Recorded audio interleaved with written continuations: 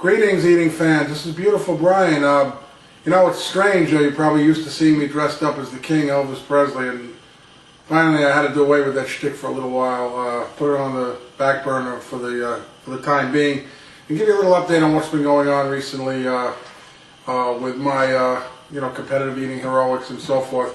I'm very pleased to announce that on May the 1st, I was confirmed and will be competing in the Philly cheesesteak eating contest at Dorney Park in Allentown, Pennsylvania. And that was quite a surprise because it seems that of late, the more local the contest is, the less chance you have of getting in, as far as I'm concerned. Anytime I try to register for a New York City-based contest or anywhere close to it, like Jersey or Atlantic City, so forth, it's usually booked real fast. And from what I understand, there's a very long waiting list for the Philly cheesesteaks, but I'm going to make you guys a little jealous. I have some delicious Philly cheesesteaks from the 5 Spot Soul Town restaurant in Brooklyn, where we had that contest back in September. Julia Lee won. And these sandwiches, they're good. Whatever.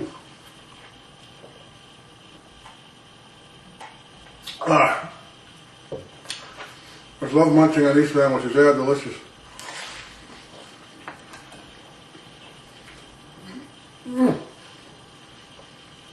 Oh.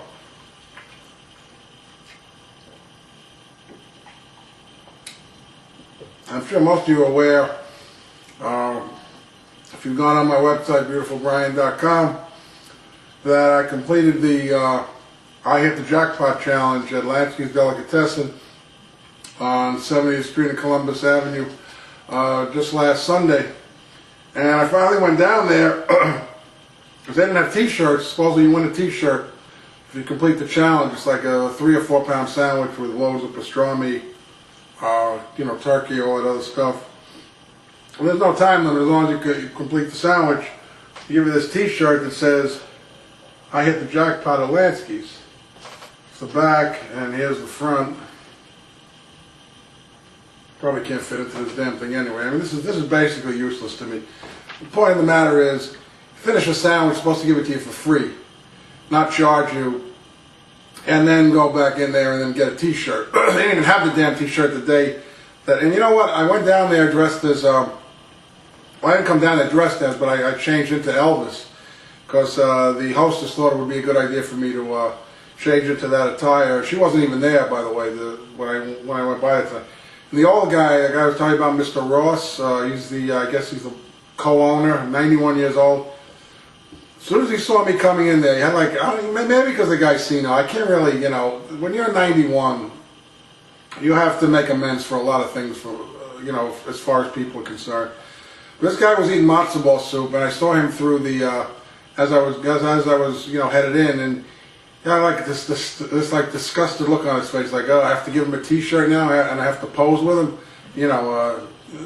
what, go fuck yourself, I don't give a shit.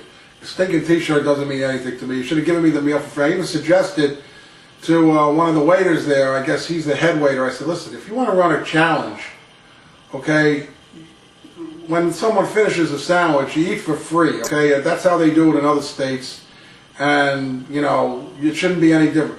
So he says to me, oh, well, there's your, your prize is the t-shirt. Well, the t-shirt ain't gonna do shit for me, okay? I want to eat for free. I finish a sandwich, I test my intestines, okay? I'm putting a lot of crap in there that I shouldn't put in. Even if you throw up, some of that stuff is lying around the heart. And all you're gonna give me is a freaking t-shirt, so I would never do that. I don't suggest that challenge to anyone, unless you really want to, just rub it in that you beat my 33-minute time. There are a lot of people out there that hate my guts. Not for good reason. So, yeah, this is so good. Yeah, pardon me.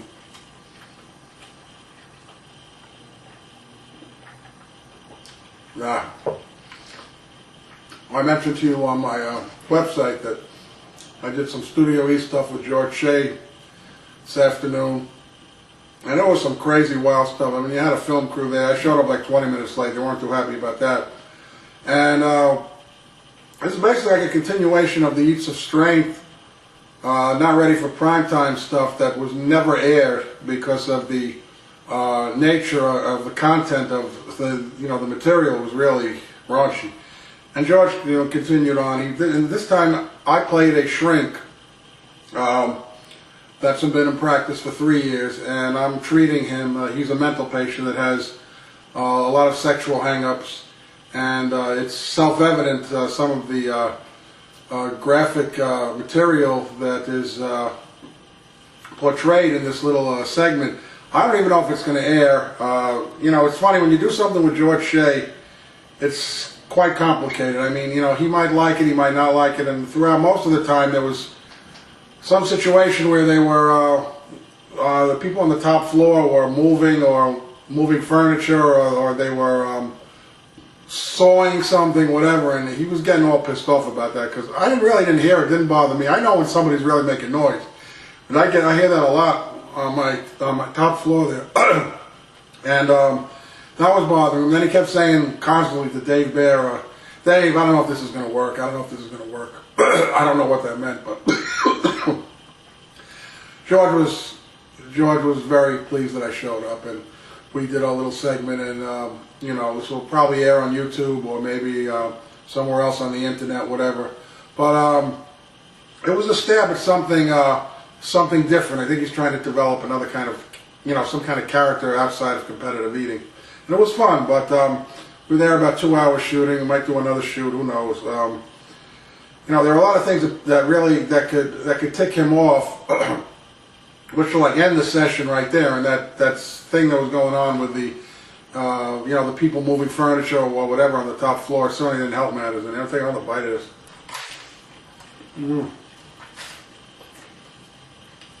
No.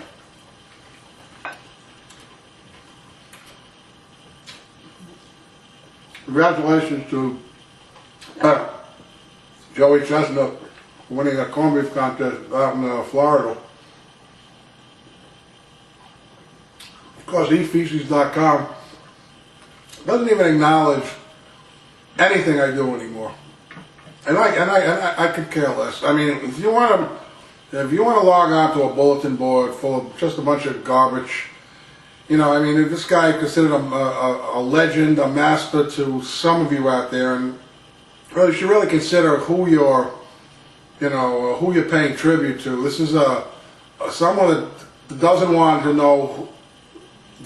know who this person is. It's a completely anonymous proxy identity. If that's what if you feel that you want to go on this website and you're entertaining someone that doesn't want his identity known, then fine. I think the guy's a total fraud and an anonymous jerk-off, to be honest with you.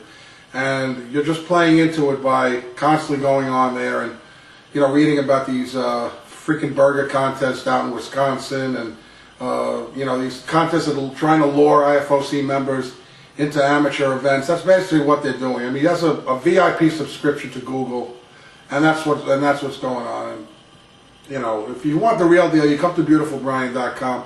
I give you all the behind the scenes, because I know the eaters. I talk to them. I don't need to find all my sources of info on the internet, which is what this asshole is doing. Okay, because he doesn't know anyone, or if he does, he or she has something to hide. And that's about it. But it was nice talking to you, and I'll see you out in Dorney Park. Cheese steak eating contest, IFOC, MLE, and I'll also be at Lula, Mississippi to do ribs on April 17th. That should be a blast too. Stay hungry. See you soon. Delicious.